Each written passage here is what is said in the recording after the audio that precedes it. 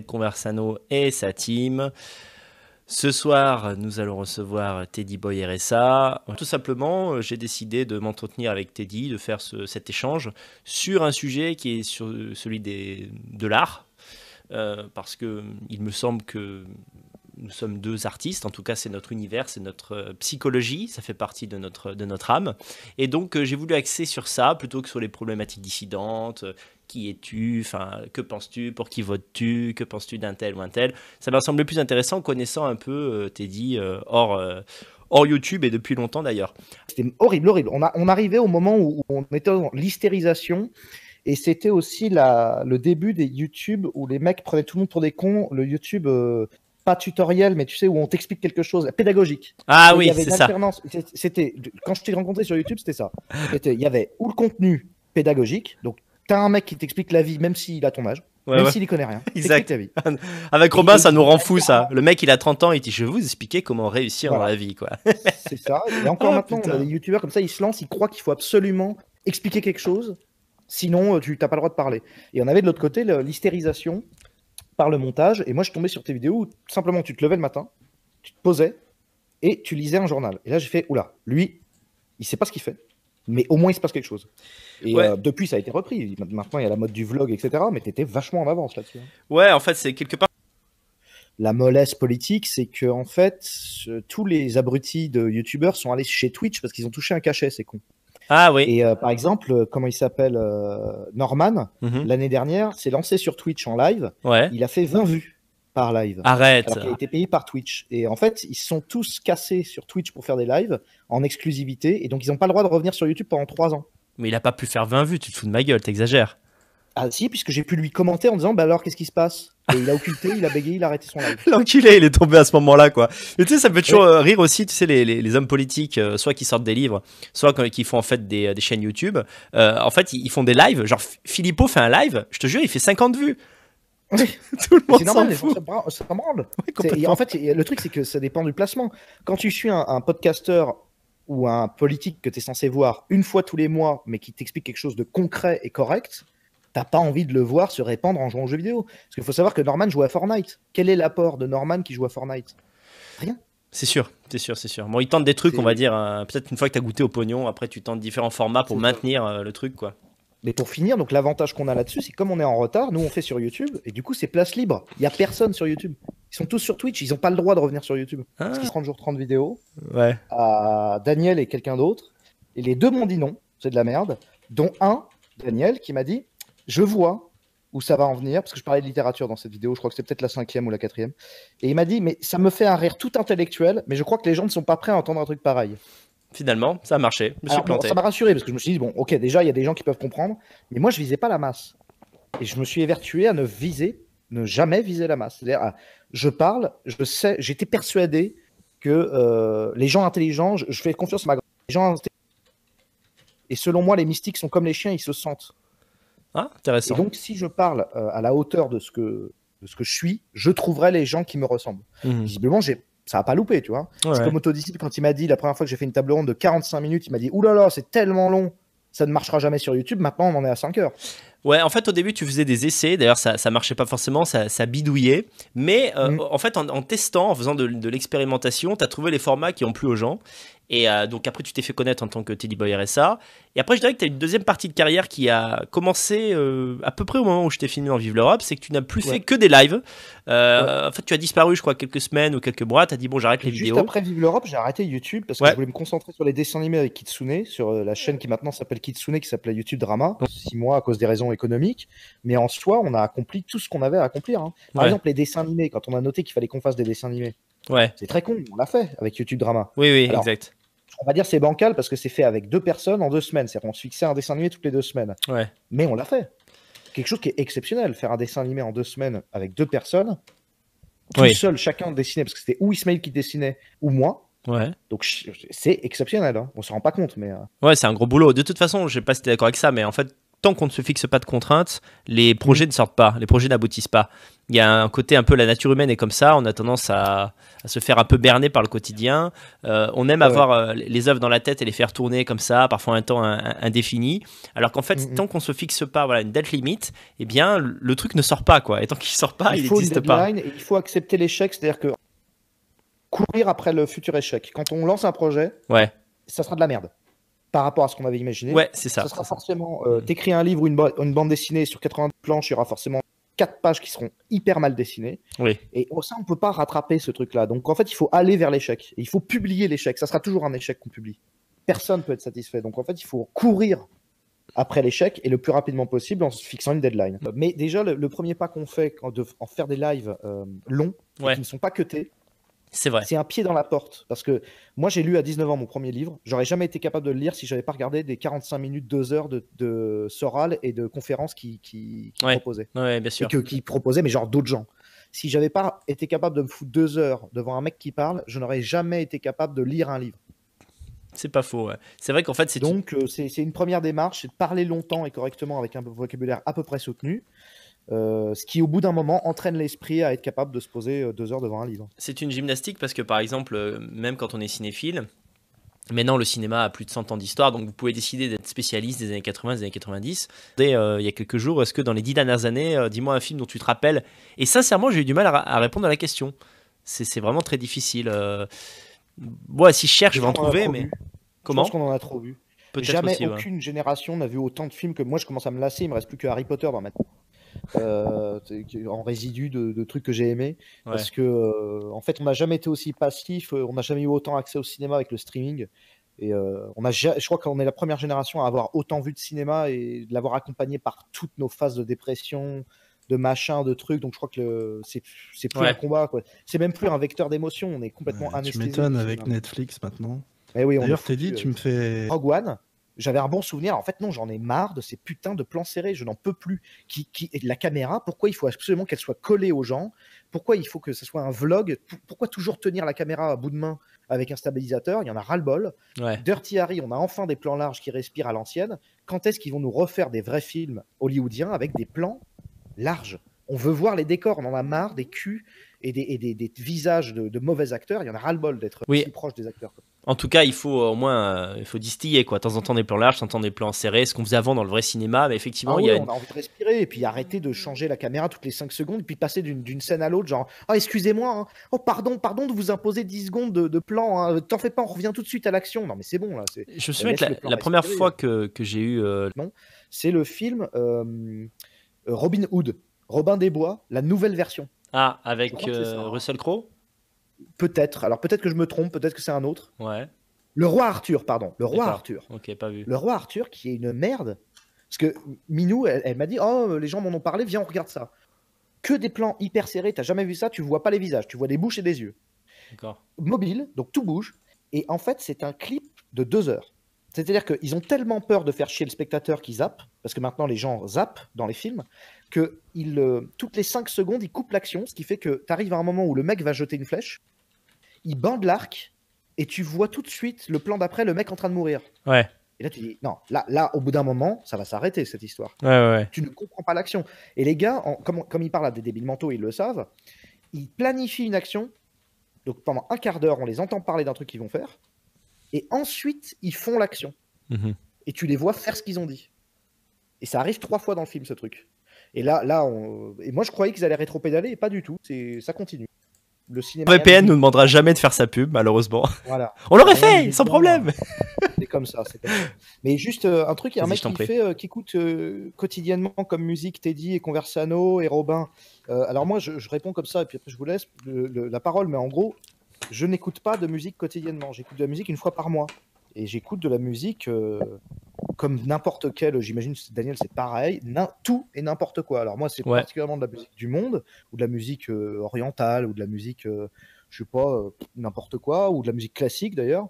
Mais ça peut être aussi du gros boom boom comment ça s'appelle, de techno à la con, ou n'importe quoi en fait. Ça dépend de ce que je suis en train de faire. Mais la musique, quand tu bosses dans le dessin, il faut pas trop que tu en écoutes. Il y en a qui en écoutent beaucoup. Moi, j'écoute plus de jazz en ce moment, mais un jour, j'en réécouterai. Et parce qu'en fait, ça ça conduit toutes les 4 minutes, il faut que tu changes de musique. Donc en fait, tu changes d'état d'âme. Et si tu changes d'état d'âme, ton dessin, c'est plus le même en fait. Donc c'est problématique. Bien sûr. Bah, moi, j'ai un peu la même chose, c'est que j'ai une phase d'écoute très importante de 15 à 20 ans, mais je pense comme tout le monde. Et après, tu réécoutes un peu toujours les mêmes trucs. C'est-à-dire, en fait, quand tu veux te faire plaisir, je réécoute des trucs que j'aime déjà. Ça, c'est à noter.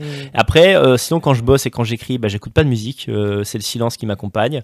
Et quand je fais des trucs, genre répondre à des mails, c'est très bateau, hein, mais j'écoute de la musique classique parce que c'est ce qui me violente pas l'oreille. Et je ne me lasse pas des morceaux classiques que j'aime bien. Ça, c'est à noter. Faut vraiment, tu vois, faut que j'écoute le même truc de Beethoven 20 fois pour que je me dise ça me saoule, parce que sinon ça me saoule pas. Donc voilà, j'écoute. Et j'ai remplacé la musique par les podcasts. J'écoute beaucoup de gens parler depuis des années. C'est pour ça que Tepa m'avait accompagné, pour ça que Soral m'avait accompagné dans mes dessins, Conversano, tous les gens qui parlent en fait. Ouais, c'est vrai. Parlez-nous des zététiciens, ils ont des a priori de gauche et évitent de parler des différences raciales. Mais le mysticisme, c'est expliquer le monde quand on ne comprend pas la science. Oui. Pic a dit, Dieu égale expliquer le monde de manière magique. Non mais c'est pas l'expliquer, c'est le ressentir le monde. En fait, moi j'en ai rien à foutre de l'expliquer, j'aimerais déjà le percevoir. Parce que c'est rigolo, les zététiciens, les scientifiques, ils veulent expliquer un truc qu'ils n'ont jamais ressenti. Ils veulent t'expliquer... le corps humain, ils ont jamais fait 2 pompes et ils ont pas baisé une meuf, mais ils veulent t'expliquer comment fonctionne le corps humain. Ils veulent t'expliquer la maladie, ils sont jamais tombés malades, quoique, hein, eux. Et puis ils veulent t'expliquer comment devenir fort sans l'avoir déjà été. Et puis alors après, mais d'accord, je veux dire, j'ai juste Adolphe Thiers qui demande quelle est la pire comédie française gauchiste que vous ayez vue. Il y en a un paquet, hein. Elles se ressemblent toutes, donc aller trouver un titre spécifique. Il suffit de regarder Netflix et c'est parti en fait. L'intégralité des merdes françaises gauchistes, ils les auront remis. Après, c'est assez connu, mais il y a. Ah merde, comment s'appelle ce film là? Qu'est-ce qu'on a fait au bon Dieu? C'est vrai que c'est le modèle du film, quand même, gauchiste, anti-hétéro, blanc, catholique, quoi. Tu l'as vu ce film? Non, ça me dit rien, je crois pas. Mais ça, c'est les goûts personnels. Moi, le problème, c'est fils de pute. Je peux plus En fait, les insultes pornographiques, j'en peux plus. Je n'en peux plus. D'accord. Tout ce qui a trait à l'anus, à je nique ta mère, etc. Tous ces gens-là ont beaucoup de talent, les psychosos, les machins. Mais je tartine des darons, mon cul sur ton nez, etc. Je n'en peux plus. Tu veux dire... Ouais, mais il s'est calmé, je crois. Enfin, c'est l'accroche du début. Non, mais de toute façon, il a une très bonne qualité argumentative. C'est un mec très talentueux, Raptor. Ce qu'il dit est très, très, très intéressant, très sourcé, très calme, machin. Mais entrecoupé de fils de pute et de mon cul, et je ne peux plus. Je peux pas, j'ai jamais pu, de toute façon. Et c'est le problème que j'ai avec Pianisa, que j'aime beaucoup aussi sur le plan stylistique. Mais c'est Nique ta mère, 420, le joint, le machin. C'est le genre de truc, moi, je suis pas sensible à ça. Pianisa, c'est le mec qui se met en Père Noël, là, c'est ça? Oui, c'est ça. Ouais, c'est drôle la première fois, tu te dis, tiens, j'ai jamais vu ça. Puis après, il fait aussi des références, comme tous les gens nés dans les années 80, en fait, de ce qu'on regardait, Nicky Larson et tout. Et est-ce que tu as, même dans tes goûts aujourd'hui, tu as des mangas, des animes, ou t'es plutôt sur un truc occidental, quoi? Je regarde pas d'animé, à part Cowboy Bebop. Sinon, c'est trop long, les dessins animés japonais, ils savent pas s'arrêter, en fait. En gros, les mangas, il y a tout dans les mangas, et après, ils prennent des épisodes, des épisodes et des épisodes. Et comme à l'époque de Club Dorothée, je me rappelle des petits maghrébins, des petits noirs qui se lançaient des piles en faisant Kamehameha, et ils essayaient de frapper les gens sous prétexte d'être végéta. Je détestais la violence, donc je détestais D'accord. Sangoku, là, je détestais Dragon Ball. C'est intéressant que 12 ans quand j'ai Non, excuse-moi, je croyais que t'avais fini, mais c'était une connerie que j'avais. Non, mais je disais à ma mère, oui, je disais que ça rendait violent, ce qui est vrai. Mais par contre, quand j'ai découvert à 12 ans Dragon Ball, j'ai découvert le manga. Donc BTX, Dragon Ball, et puis après 2-3 mangas comme ça. Et c'est vrai que le noir et blanc, pour moi, c'était une claque. Rien que la BD noir et blanc, ça faisait adulte tout de suite. D'accord, ouais, je savais pas. Ouais. Mais sinon, il me reste sûrement une manière de concevoir les plans. Enfin, dans le dessin, la fluidité du manga est un apport extrême. Et dans l'animation, en fait, il faut beaucoup s'inspirer des Japonais parce que c'est les meilleurs, surtout pour tricher. Quand tu es en petit comité, quand tu dessines à 2 pour faire un dessin animé, il vaut mieux dessiner à la manière d'un manga que dessiner à la manière française. Ouais. Ce qui me reste des mangas, c'est des gens extrêmement performants. Maintenant, j'en relis en ce moment, et c'est vraiment les meilleurs. Tout le mec qui a fait Monster, par exemple, c'est un génie. Et on dirait du Dostoevsky en manga, en fait. C'est un taré, le mec. Il a une démarche de fou. Il a même entrepris de refaire du Osamu Tezuka. Il a fait un reboot de Osamu Tezuka qu'il a refait comme si c'était de la littérature. Astro Boy, c'est une merde invraisemblable, mais par contre, ça a été quelque chose d'incroyable au Japon, Astro Boy. Et il a repris ce monstre sacré Astro Boy, il l'a refait en réaliste. Ouais. Et ça, c'est une démarche d'un courage gigantesque. Tu t'imagines, toi, refaire Tintin Oui, c'est sûr que c'est en HD, c'est incroyable. Et bon, bref, il y a des perles dans le domaine du manga, mais il y a aussi des grosses merdes. Et il faut savoir que je crois que les Japonais n'y connaissent rien en scénario. Parce que dans leur histoire, ils n'ont pas Platon, ils n'ont pas Aristote, ils n'ont pas de théoriciens de la narration. Donc, du coup, ils écrivent comme ils pensent. Bah, ils ont Donc, des traducteurs quand même. Hein?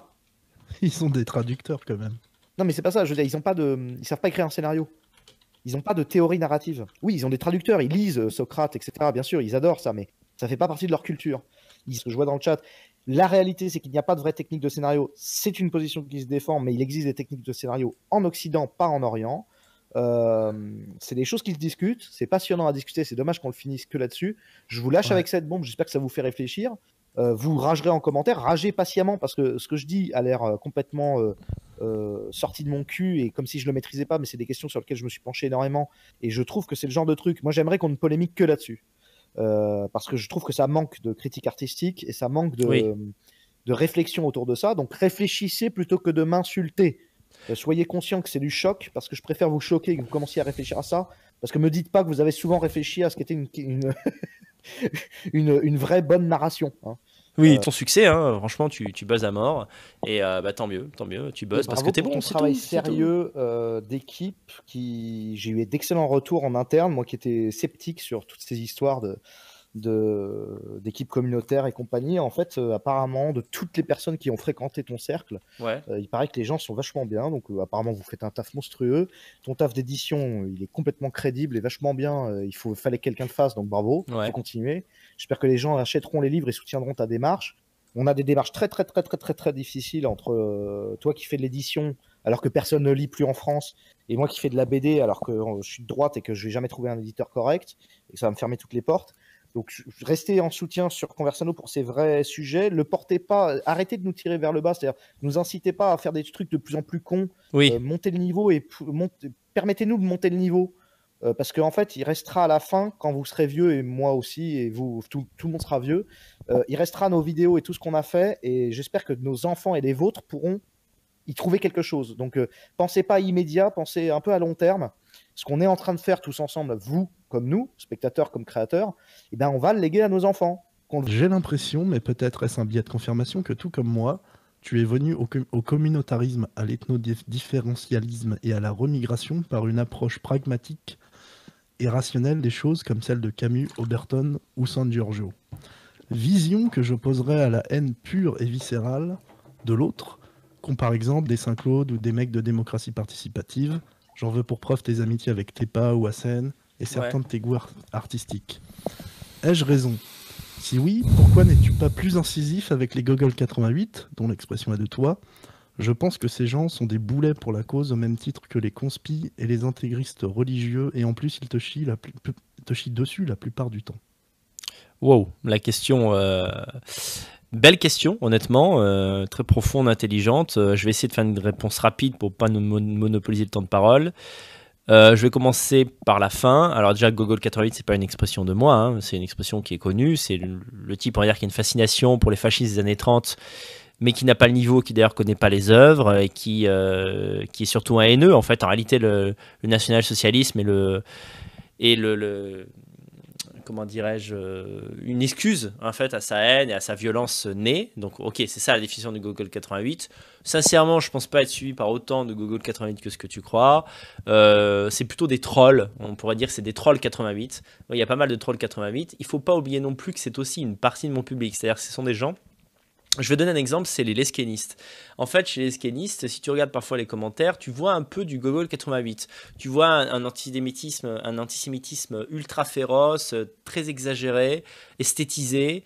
Et en réalité, si tu connais, moi qui connais un peu les skinnistes, j'ai fait des soirées avec eux, quel est leur modus vivendi? C'est que, comment ils vivent? C'est qu'en fait, la journée, ils sont les esclaves du système parce qu'ils ont fait le choix libéral de gagner de l'argent. Et ils ont fait le choix de gagner de l'argent comme on en gagne aujourd'hui, c'est-à-dire en étant dans la banque, en étant dans le marketing, en étant dans tous ces trucs horribles où tu ne croises que des gauchistes. Et donc, en fait, toute la journée, comme ça, ils prennent du gauchisme dans la tête, ils sont obligés d'être l'esclave du système, de qui on sait, et en fait, le soir, ils se vengent sur démocratie participative. C'est pour ça que les skinnistes, par exemple, adorent DP. C'est parce qu'en fait, ça les soulage. Donc, j'ai une partie des gens qui me suivent, qui sont un peu comme ça, mais comme moi, je suis dans la vie et dans le fait d'assumer, en fait, j'assume ce que je suis, c'est-à-dire je fais du communautarisme blanc, d'accord? Donc, je peux pas, ça sert à rien que je me tatoue une croix gammée ici. Symboliquement, pour le système, ça veut dire la même chose. Ça veut dire exactement la même chose. Et donc, comme je suis dans le fait d'assumer, bizarrement, c'est ça que les gens me reprochent, c'est de ne pas être dans la, comment on dit, dans l'apparat fasciste. Et tu vois tellement juste que moi, j'ai appris quelque chose. Ouais. Pas à mes dépens, mais il s'avère que là, donc on te reproche les Google 88, tu mets le doigt sur un truc. Tu dis que c'est en fait, en gros, des classes supérieures, enfin, classes moyennes supérieures, qui travaillent dans la pub, et qui sont des frustrés, qui fréquentent que des gens de gauche, et qui du coup se vengent particulièrement sur nos lives en disant ouais, t'es pas assez de droite, les enculés de bougnoul, dis bougnoul, en gros. Ouais. Et en fait, ce sont des blancs qui travaillent dans des trucs de gauche, et c'est vrai, j'en ai eu, rencontré, ils sont comme ça. J'en ai eu au téléphone, et ce sont des gens en fait qui, quand ils 2-3 au téléphone, disent j'aime pas trop ce que tu fais, mais par contre là j'ai besoin.